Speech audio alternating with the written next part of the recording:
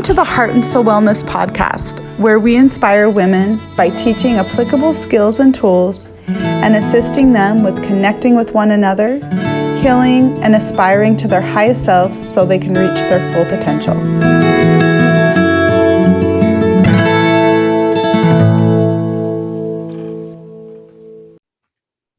Thank you for joining us today. Today we are going to be talking about the art of mindfulness, acceptance, and surrender. And it's such an honor to have Gordon Bruin with us today. He's been a mentor of mine for the last several years and has done some very significant work with mindfulness, recovery, and addiction. So I'm going to give a brief intro on Gordon. So Gordon is an American board certified licensed clinical mental health counselor who also specializes in mindfulness training. He has helped individuals heal and reclaim their hope from the result of trauma, addiction, anxiety, depression, and other mental health issues. Gordon focuses on the whole person in healing and recovery, the mind, body, and the spirit. Gordon is trained in EMDR therapy, motivational interviewing, and some of the latest somatic therapeutic methods.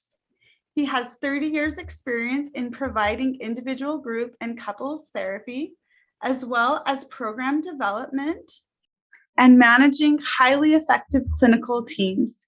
He currently lives in Florida and has a private practice. Some of the positions that he's held have been the Director of Clinical Services, Suncoast Behavioral Health, Director of Clinical Services, the Unique Foundation, Program Service Manager, Utah County Department of Substance Abuse Prevention and Treatment, Intergold Counseling Services, which he was the owner of, counselor for Project Reality, and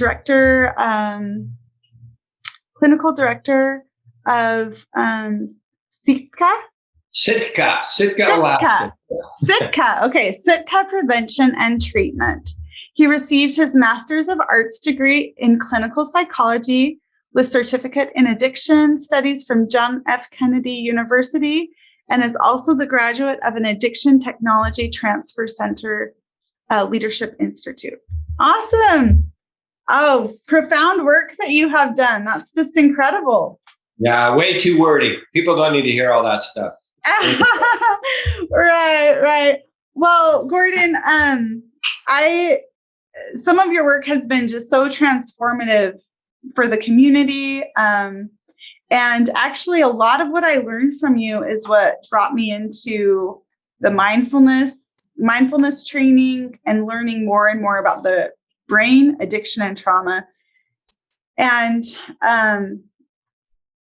one of my missions and goals here with Heart and Soul Wellness is to help individuals to heal and aspire to their highest selves. And I thought we'd talk a little bit today about mindfulness so that people kind of have a little bit of an understanding about what it is and what that process of acceptance and surrender look like, which I think is just something that is just profound in recovery, but also kind of challenging as well. Right. Yeah. Yeah. So it's interesting. I'm working with a couple right now, mm-hmm. and then also doing some individual sessions with each of them. And the husband asked me this week in our individual session, we were talking about mindfulness. He's fascinated by the idea, but he says, I'm really confused with that term. I don't even know what it means. He says, can you explain mindfulness to me? And I said, well, it's a term that is probably way overused in our field, and it depends on who you ask the question to is what answer you'll get. And I said, well, I'll just give you my definition of mindfulness. And it seems to be evolving as I continue to do this work. So for me, mindfulness training teaches us the capacity to focus better on the vital few things in our life and getting rid of non-essentials. So mindfulness training is we have, the research indicates that we have tons of thoughts a day. Some have even suggested we have between 50 170,000 thoughts a day, about 80 to 85% of them being non-productive, non-essential distractions. As we talked a lot in our conversations about the limbic system and how we're so easily triggered down pathways that take our time and energy that don't produce anything. But mindfulness training in all the different forms, whether it's breathing exercises or mantras, learning to sit still, it's all about awakening the objective observer inside of ourselves to be able to see what we're doing, where our thoughts are going. The mind goes off, gently bring it back. Bring it back. You gently bring it back, bring it back. But here's the question then. Well, what do you bring it back to? And so that's why I am so passionate about the idea of creating some type of a clear statement and helping individuals create what they call their future vision statement. It says, well, where do I bring my mind back to? What is really important to me as I continue to evolve in my life? What is my purpose? What is my mission? What do I love to do, etc.? And helping individuals discover that. Because I feel, what's that quote by Henry David Thoreau, I believe, that says the mass of men lead lives of quiet desperation, meaning that most people were caught up being super busy in life and trying to put bread on the table and, go to work to places we don't really enjoy working sometimes. And it's like trying to weed some of that stuff out and helping individuals really find their purpose in life and becoming the hero in their own story. And in that process, we talked about acceptance and surrender. So those are two of the processes that I became familiar with in addiction and recovery work, especially. Yeah. One of the things I love that you said was talking about a vision statement, your future picture statement of where you see yourself, how you want to get there, as I understand it, and really just a statement that keeps you grounded each and every day. Yeah. So can you tell me a little bit more about how you've seen that help people with moving forward and becoming like the hero, like you said, of their own story? Yeah, great. It's a great question. So I one of my hobbies is just to be an avid reader. There's my bookshelf. I just go through tons of books. When you ask that question, I'm reminded of a book I read that's, what's it called? Act Natural. It was written by an actor. And he was trained by a famous, what's her name? Stella Adler, I believe, at Yale University. And she says, we're always acting. And so that got my mind going a little bit, is that we're heroes in our own story. And you think of the wonderful characters that we see in movies that inspire us. They're acting a role. They're so inspiring, so impressive. And it's just like, and then you see some of those actors in real life and interviews and stuff like that. It's kind of like, I don't want to see that person. I want to see this actor. And then as she says, we're always acting. And then we go, wow. But what are we doing in our own lives? We're always acting. We're always preaching a sermon by how we carry ourselves. Remember this statement, something familiar, something like, what you are speaks so loudly, I cannot hear a word you're saying. So who we are, I think Walt Whitman stated, we convinced by our presence. So who are we? What do we want to be? And so how actors get into a role, this is one of the techniques that they use, is that they memorize the lines of their script or who they want to be. It's called method acting, is a certain way to just entrench yourself in the environment of where their superhero is or the role they're playing. And then before they go to bed, and I liken this into our future vision statement. So we create that statement, how we want to be visually, physically, emotionally, spiritually, relationship-wise, saying things like, I'm in perfect physical health. My immune system is strong and keeps me healthy continually. I only take into my mind and body those things that are healthy, positive, and uplifting. I attract into my life positive relationships and surround myself with positive influences, etc.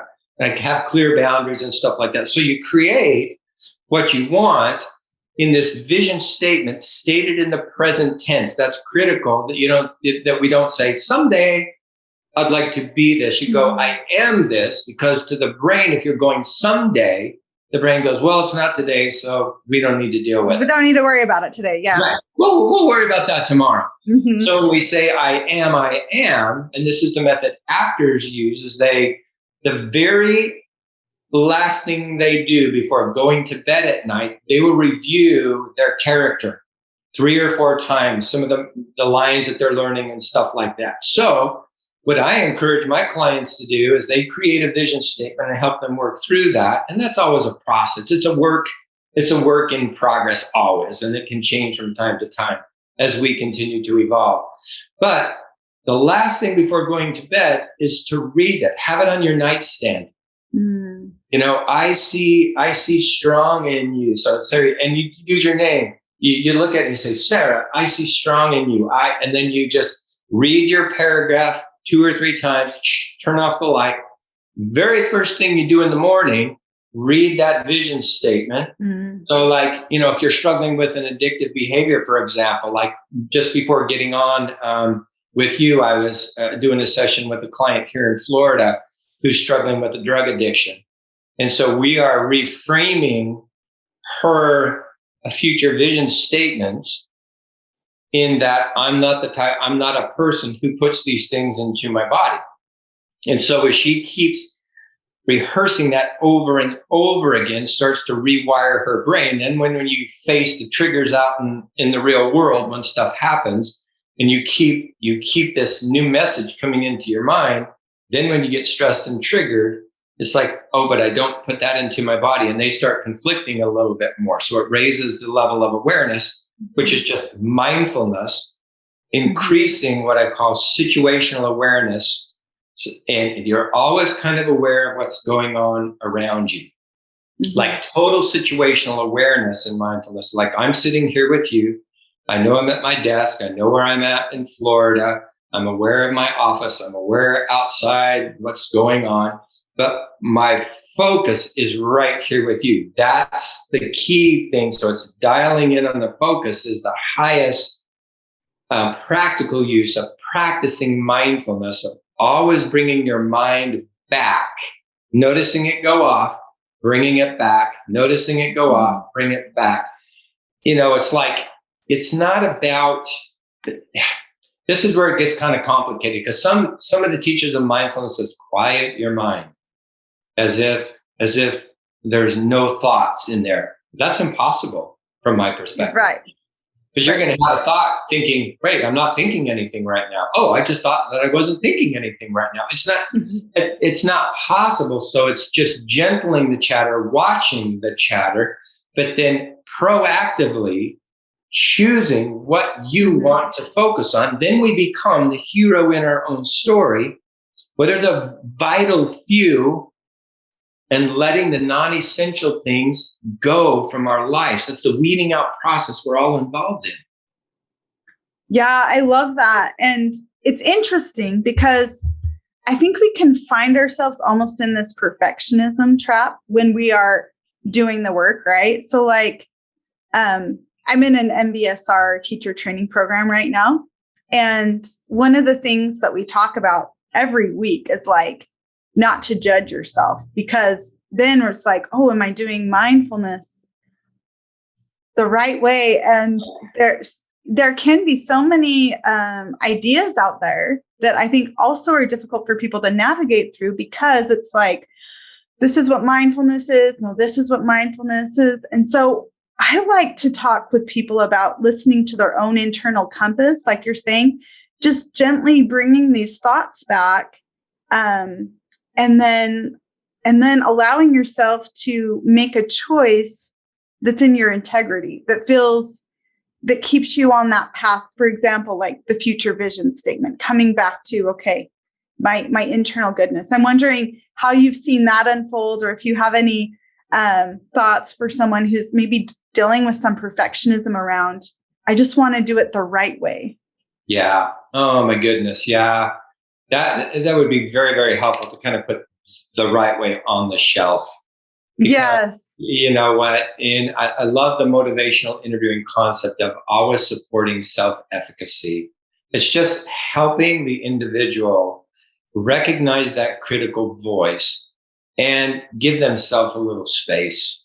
None of us are perfect. We never do anything perfect, but it's important that we're striving for excellence. I mean, that's what all the Greek philosophers were about. Aristotle, Plato, Socrates. Mm-hmm. There's this word called arete, A-R-E-T-E,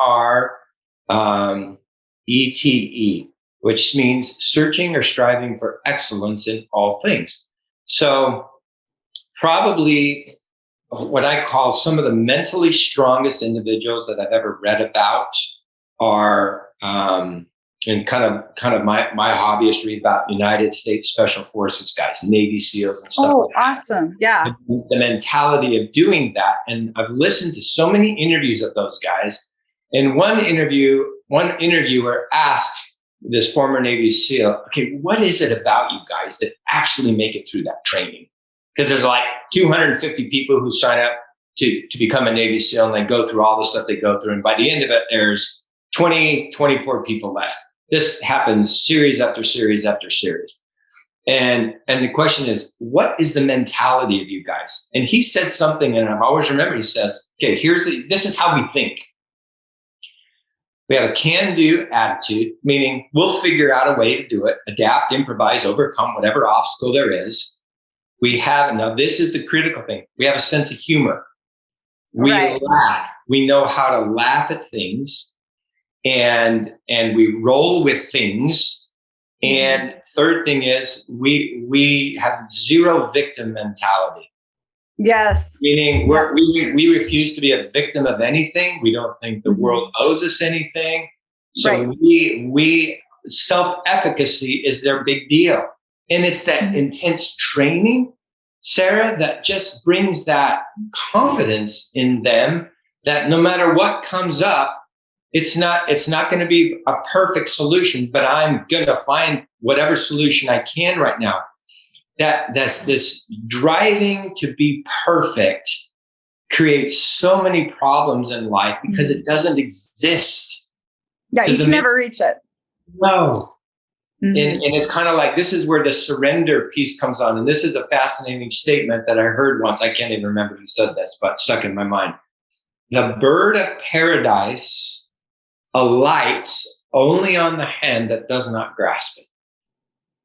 So you know how we're trying to always catch it. Oh, I'm going to be perfect. And then all of a sudden, we missed it again. Oh, I didn't do this one thing again. I should have done this, but I did these three things, but I didn't do the fourth thing. So I'm just not good enough. And which can lead into addictive tendencies, the feeling of worthlessness and stuff like that. And it's like, no, give yourself a break. We're all just on this journey doing the best we can and trying to move beyond that and just accepting. And in the relationship issues that I'm dealing with couples, it's learning to give a little leeway to each other. One of the greatest challenge in relationships and communicating is this person thinks this person should be doing this and respond this way. This person thinks the same thing like that. And and it's like, wait a minute, you're not responding the way I think you should respond. And so it's kind of like, you got to let people have their weaknesses in order for any relationship to work. Yeah, this idea of bringing in compassion to ourselves and to our relationships is really profound, because even in relationships with parents and children, coworkers, just really any relationship you look at, there needs to be some grace and some acceptance that people are in a process of learning. We all have our limitations and our challenges, but you can see this play out for us internally, and how really culture and society is really having a tremendous effect on people's mental health. When it comes to this idea of perfectionism, having to look perfect, having to be perfect, having to show up perfect, it actually, I think, keeps us from accountability. Because if I think that I always have to be perfect and I'm putting myself in a shame cycle constantly of feeling worthless or feeling not good enough, it doesn't allow me the space of compassion to grow. Because that's how I think people really grow, is by observing and being compassionate with themselves, and then really initiating that change process. But when we're stuck in perfectionism and feeling not good enough, I'm never going to reach, this expectation, no matter how hard I try, we go into the cycle of worthlessness. And then that's what leads us into victimhood. Yep. Yeah. Yeah. And that's such a powerless place to be, a victim, that victim mentality. And so in the work I've done with trauma survivors, the whole key is to help them reclaim their power.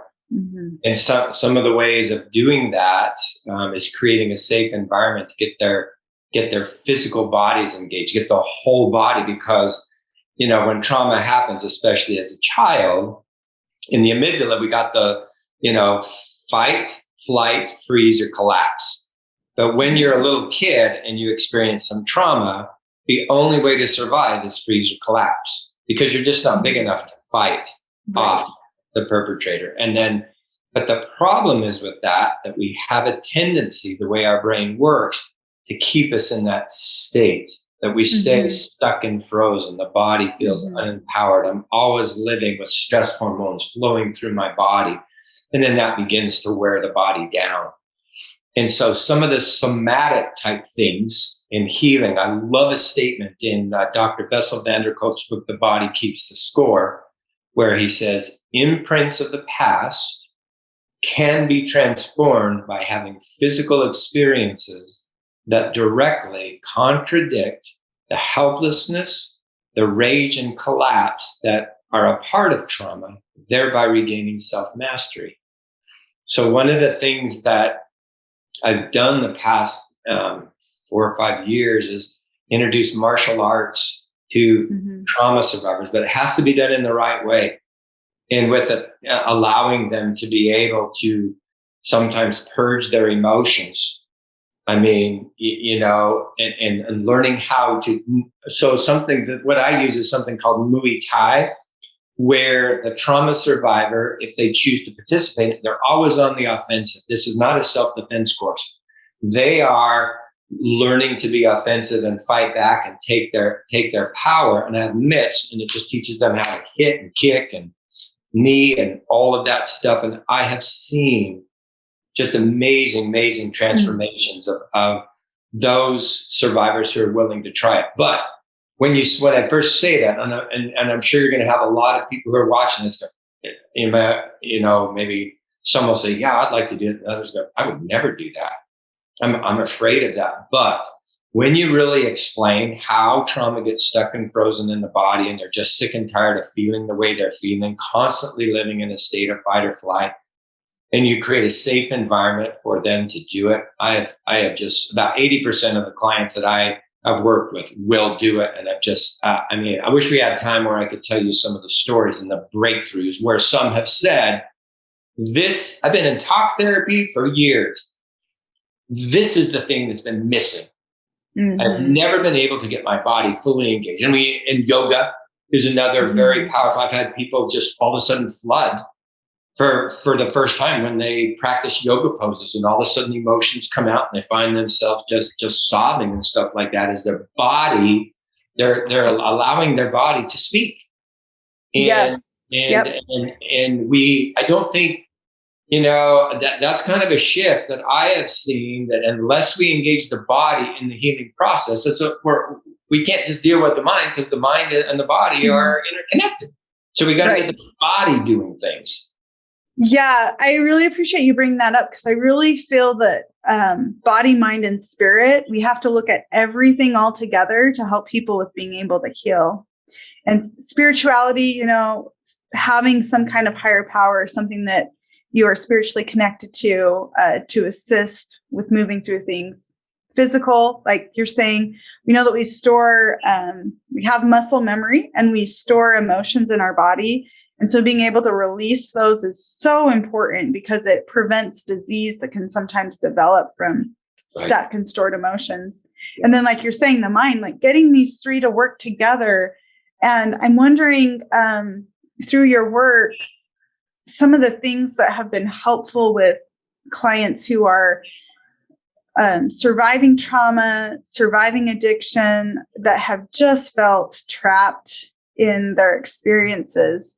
Some of the things that have been helpful with, and I know it's a step process, but kind of bridging some of the gaps, because we can be really disconnected when we're healing. Yeah. I think one of the most important things that I have seen clients who are in that very state, so they're struggling with horrendous addiction tendencies, and I've had a couple conversations just this past week as they're reviewing their life and they feel kind of hopeless, and they go, yeah, I've done this to myself, and and I'm losing hope of anything working out in the future. Who's going to want me now with all my past track record and stuff like that? And even though they're making tremendous progress. And when I reframe it, and this is what I learned about addiction, it's not really a moral thing. It's right or wrong in that. And let me explain that, because that can be misunderstood. Though anyone who struggles with an addiction is doing the very best they can to medicate and take care of themselves, even the most bizarre addictive behaviors have a positive intention behind them. So when we moralize it and say, it's like one of the clients I'm working with here, she's in her 50s. She had this massive relapse, which led her into therapy. And where she went out and blew all her money, and she's using cocaine, and then she says, and then I'm having a conversation with my mom, and my mom says, why are you doing that? And she goes, I don't know, Mom. And she, so someone out there is going, that's so wrong for you to do that. Why don't you just pull yourself together? Well, now that I understand this individual story a little bit, my gosh, the trauma that she's experienced from a little girl, and then she found something through illicit sexual activity, alcohol, drug use, is like, my brain is finding a way to survive. And so when I said to her, she goes, it's so horrible. I've done these things and I'm doing all these things. And I go, hey, but guess what? The fact that you did all of those things means that you are sitting here today. And perhaps if you didn't do some of those things, you wouldn't even be here, because you wouldn't have been able to deal with the horror of the memories and the trauma and stuff like that. So give yourself a break, understanding that the limbic system, the fight or flight part, is not the moral compass part of our brain. It doesn't care about any of that stuff. It cares about, I'm extremely stressed. My very being is being threatened emotionally. I have to get out of this state. And then the brain remembers, also in the limbic system, hippocampus mainly involved in memory, the pleasure centers in there, and all this stuff starts kicking off, and you have this insatiable craving to go do your drug of choice. And then you go do it, and and you escape for a little bit. And then what happens? The problem is it doesn't work, and then you're worse off after you come out of that role, and then the cycle starts all over again. And that's what healing and recovery is about. But helping individuals understand to get out of the shame cycle, because that shame cycle actually makes them feel worse about themselves, which increases the tendency that they're going to go out and use again. Of course, so you say, of course you want to go use. Of course your limbic system wants to go do that. Get out of, and so you understand that part of the brain. It's this part, the moral judgment part, that's going, you are a terrible person. I can't believe you do those horrible things. This part down here can't get enough. That's why it keeps rolling. Let's try something else. Let's do this. Let's do this, right? And it just, tolerance increases and all that stuff. So kind of normalizing that, reframing it, and also helping them when they're triggered. This is one of the most significant things that I have found in addiction recovery and helping people move away from addictive behavior, helping them, first of all, by practicing mindfulness, to recognize what's going on in their thoughts on a continual basis. When they recognize a trigger, to be able to call it out. Oh, there it is. IT, my limbic system. This comes from rational recovery. Jack Trimpey coined that term. There it is. My limbic system, the addict part of me, the beast, whatever you want to call it. Some people have names for it. There it is. It wants to go get relief from this. However, I'm keeping this thing online because I've been practicing mindfulness and awareness, and I'm not allowing this part to completely shut this part off and just go do its thing. You're saying, wait a minute. There it is now, and drawing on. And this is a really powerful tool to help pull someone out of it if we can train them to do that. And this is from an educator by the name of Marva Collins. She did amazing stuff with inner city kids in Chicago. When anyone was going to misbehave, or when they actually misbehave, but I like to reframe it a little bit. If you're going to go do that, before you go do that, write down 100 reasons why you are so wonderful that you shouldn't, that behavior, you're too wonderful to do that behavior. Figure out, and then and they start writing those things down. Or after a relapse, do the same thing. Write down 100 reasons why you're too wonderful not to do that again. It helps the reframing thing, and because most people are just so full of shame and, like you say, perfectionism. No matter what they do, they're not good enough. That's just silly. But yeah. Well, and I like for people to take a step back and bring some compassion to their addiction. So if we can think about the way we would talk to like a friend struggling, maybe with something similar, the conversation is much different because we're so hard on ourselves. But what we need so much, I feel, in this world is more compassion for the addiction process, understanding it at a deep level. The limbic system's job is to survive. And so we look for ways when our survival feels threatened, we look for ways to survive. And then things become comfortable and we go back to what we know. And this is how people can stay in that pattern. However, the prefrontal cortex is so powerful for people once they've had a different experience and felt something different. Just like you were just saying, this idea of, I have potential. This doesn't have to be my story, what's happening right now. Yeah. I do not have to be a victim. Even just a few people that have some faith in us, even one person, you can utilize that. And then, like you're saying with this future picture statement, being able to write down tiny little things. It doesn't have to be huge. Sometimes I will when I think about doing something, I'll want it to be a few pages long, or I want to just put everything into it, but just simple things, right? Like, I have potential and worth, and I get to nurture and care for my body today. And these small little steps add to something big and profound over time. This is what I think I want to change in our culture, is this idea of, if I take small steps, if it's just a baby step in the right direction, in 6 months, a year from now, I'm going to look back and this is going to have profound success. Right now, it doesn't feel like a lot.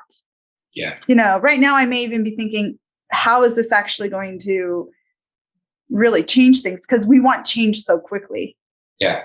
We want it to be fast, but it is a process. And so bringing this compassion for people who are healing from addiction and even trauma, when I work with a lot of women who sometimes will go back to unhealthy relationships or struggle with a lot of self-destructive negative beliefs, things like that. But I like this idea of, I can accept where I'm at today, and then bring some compassion and know that their change is possible, and I can be empowered through my struggle and my difficulty. No, I love it. I think that's cool. And the concept that less is more. We need to slow down. Less really is more. Declutter. That, I love a statement by Lin Yu Tang, who says the wisdom of life consists in the elimination of non-essentials.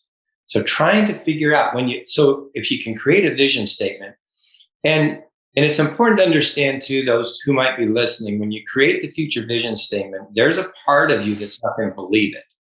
They're going to go, there's a part of this going, that's not true. How is that going to happen? Just roll with it. Just continue to do it. Just continue to repeat that over and over and over again and be patient. It's like, Michelangelo chipping away at a statue. What did he say? I chipped away everything that, David wasn't. The angel was inside, and I just chipped it away until what was left. And so we got it. We just slowly, little bit by little bit, the things that aren't fitting into our lives, to gently let them go, and then start maybe just doing one teeny little positive thing. And I'm a huge advocate of getting your body engaged. I know a lot of people don't like that with physical exercise, but I think it's the absolute best way, the quickest way, that and breathing, to get stress hormones rolling throughout your body and get them to leave you instead of just constantly going around. Walking, yoga, lifting weights, swimming, riding a bike, whatever. And everyone, this is the critical thing, is just do what works for you, but just move. You don't have to do what other people do. Just do what works for you. Right. Yeah, I love that. And there is a lot of research that when we utilize left and right, so like running, swimming, walking, even if it's just for 15 or 20 minutes, there's a lot of research that shows that it has similar effects to doing EMDR, of bridging the left and right side of the brain together, bringing people back to a place where they are able to access more wisdom. They're able to access this. And the thing about mindfulness that I like to think about is that you can utilize it anywhere. So like, I have a really stressful day. Can I take a mindful breath right now? It doesn't mean, this is what I want to really drive home or communicate to people, is that sometimes we think of mindfulness, oh, that means I'm going to have to spend like 2 hours meditating a day. I'm like, I don't have time for that. But it's like, no, just let's bring in a mindful breath while we're cooking dinner, or like, let's bring in 5 minutes of just coming back, like you said, to that future picture statement or a mantra, I am enough, anything, but coming back to just a place of, okay, I can be in this moment right here. Even when my mind gets distracted, which it will, it's part of the mind. We've got to accept that piece. Our mind we will have thoughts. We will have that. It's the nature of the mind. But the bringing it back to, okay, here I am in the present moment. And then trying to stay there. That most of us really are. We go into the future or the past, right? And we're not. I love a statement by Eckhart Tolle in his book, The Power of Now, when he said something like, why is the now so important? Because it's the only thing that we ever really have. He asked the question, is there ever really a time when it's not now? And it's like, when you think about it, but again, like, just like you're saying, Sarah, so where is your attention right now? So mindfulness really has to do with this concept of attention. Where is your attention? Are you here right now? Or are you here? It's like, have you ever been communicating with someone and they're not there? You're facing them and they're checking their watch and they're looking over at the room. They're scanning the room and playing the room and stuff like that. And you go, whoa, no, here I am. All right. Yeah. You know what I mean? So you can almost see what's going on in their minds. But I think we have a tendency to do that, but really to make an impact with another person is to be the greatest thing you can ever give someone is your time and your attention. And to be fully present with them. And that's what's so wonderful about our work as therapists, is we as a profession, even though it's not easy, it's like you really get to be with just one individual at a time, talking about issues that are really pertinent to them. It's what I call trying to have them experience accurate empathy, is where, wait, I'm just striving to be understood. And we don't get that in the real world. In most relationships, it's like, please understand me. That's all it's, that empathy is a huge deal. It's so huge, because it's what we're all needing. We're all needing the world. We can find ourselves so distracted. So many gifts that we have. Facebook and social media are a great way to be connected with people, but they also can be really big distractions from what we're internally experiencing and facing. And so giving people the opportunity of being able to slow down and focus on the things that they're needing, you know? Yeah. No, I agree. Yeah. Yeah. So, it's so interesting. Yesterday I was reading this article about Dharma, and one of the things that I read really stuck with me. It says, you are in the process of not knowing and groundlessness. And that maturity only happens through a breakdown that either ends you or refines your life in different terms. So coming back to acceptance and surrender, it's interesting. I've seen that there are experiences that we have in life that really make us, it's almost like it gives us a moment to stand with who we really are, or we can find ourselves broken. And I think it ties a little bit into what we were talking about earlier about how to change our mindset from a victim to a victor, right? How can I be the author of my own story? But I'm curious about how you've seen this change process occur for people and how this process of surrender looks like in the change process. Yeah, no. I mean, even a couple that I'm working with right now that's going through a divorce, it's like, you know, and they just didn't work well together. They just didn't. And so, you know, I'm working with a guy, and he's just devastated. And, you know, when they start mediation, and then that's unfair, and it starts, and so angry, and I'm so angry that I even married this person. Why did I do? And I go, whoa, time out. You were acting the very best you could when you had the information you had. Hindsight is always wonderful, right? Yeah, all of us. And people go, oh, if I could go back and change. I said, you were acting on the best information you could at the time. And so you did everything you were supposed to do. Now this, where you're at right now, what a wonderful experience that was to have this broken relationship, because now you know this is not what you want. And the very reason you're upset right now with mediation, that's why you're getting a divorce in the first place. You guys were not, it just wasn't a good match. Now, what does your future vision statement say about what you're creating in the future? Your possibilities are limitless right now. Our tendency, however, unless we show compassion for ourselves, is to beat ourselves up. He goes, I didn't want to be a person who is divorced. No, you know what? It is what it is. That's life. Some of the greatest people in the world have gotten that way because of tremendous obstacles and opposition. The obstacle is the way. Marcus Aurelius has this famous statement. He was the last of the great Roman emperors. He says, what stands in the way becomes the way. Yeah. So it's like whatever you're facing, now you learn from that, and it's time to go on. But don't let your past define you.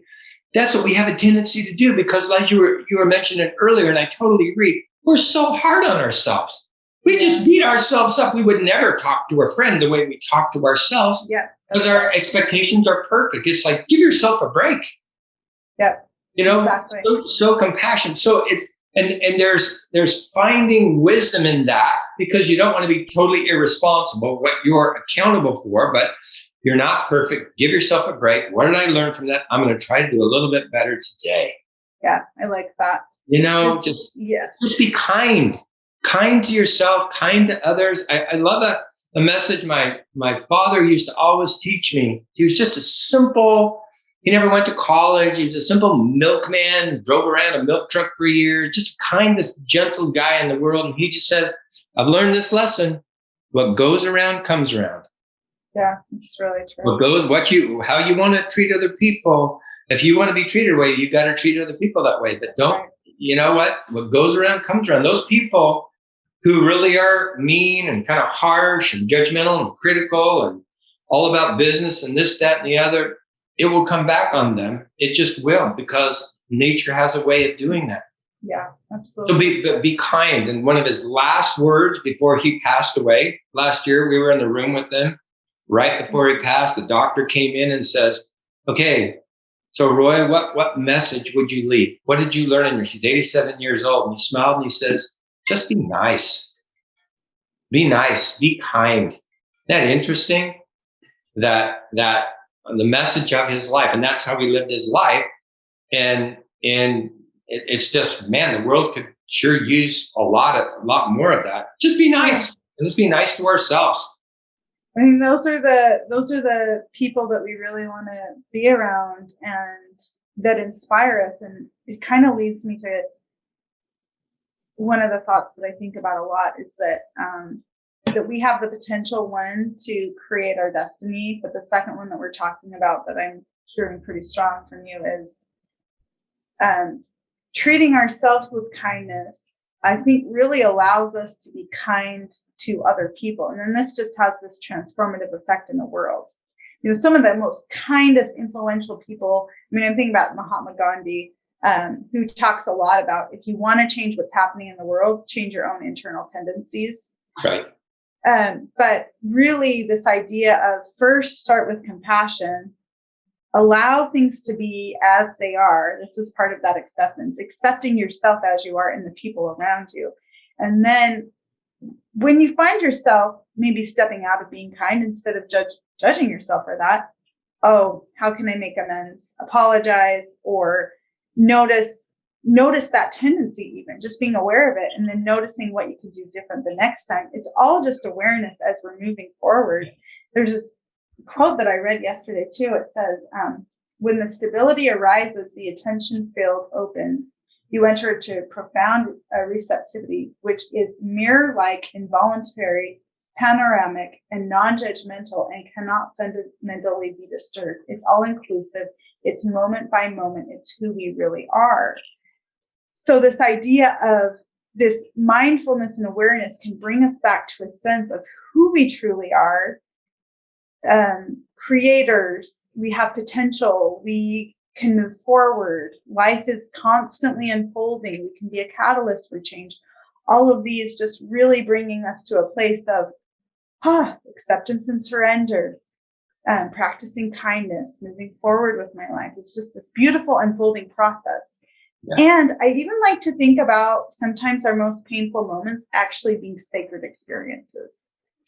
Because really, when you think back on a really painful experience, you know, I remember when my brother passed away, and the grief was intense then, but yet has also moved me forward in many areas of my life. And so if we can look at things from this eye of resilience and compassion, it just seems to bring more light to our experiences. Yep. And that's mindfulness. It's just always coming back to point, coming back to purpose. Oh, I'm over here. Come back. That's all it is. Thank you. In a nutshell, yeah. Gordon, it was just such an honor to talk with you. I'm really grateful for the profound work that you've done in the community. And I know that it's touched my life and many others' lives. So I just want to thank you so much for taking the time to meet with me today and to share your story. Yeah, it's good. It's good to spend this time with you, Sarah. Okay, thank you. All right. Okay. Thank you, Gordon. We'll see you. Okay, bye. Bye. Thank you for listening to the Heart and Soul Wellness podcast with your host, Sarah Carter. Make sure to like and subscribe. And if you have any thoughts about what we talked about today, leave a comment. Also, you can find us at heartandsoulwellness.org and on Facebook and Instagram. Join us again as we continue to help women heal, connect, and aspire to their true and authentic selves.